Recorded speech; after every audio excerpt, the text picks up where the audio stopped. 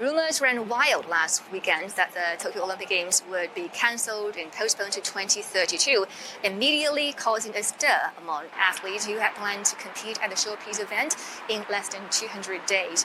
Both the IOC and Tokyo 2020 Organizing Committee have moved swiftly to deny such accusations, dismissing all such reports concerning the cancellations of the Games as, quote, fake news. They reaffirmed their commitment to hosting the already delayed Tokyo 2020 Games this summer. But with the COVID-19 pandemic situation worsening in Tokyo and surrounding areas with Olympic venues, with Japan's capital currently in a second state of emergency, it is becoming increasingly difficult to convince doubters that the Games can take place on their rescheduled dates of July 23rd to August 8th.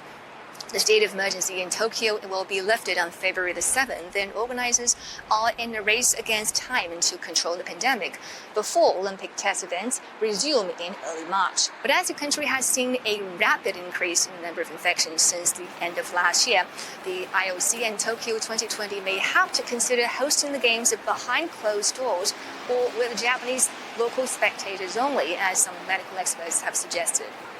But actually, the biggest problem for Japan to consider is the pandemic situation in other countries and regions, especially the United States, which has won the most gold medals in Olympic history. On Tuesday, the U.S. recorded more than 235,000 new cases and a record high of nearly 4,500 deaths, with over 80% of Japanese people wanting the Olympics to be cancelled or postponed again, according to the latest Kyoto poll.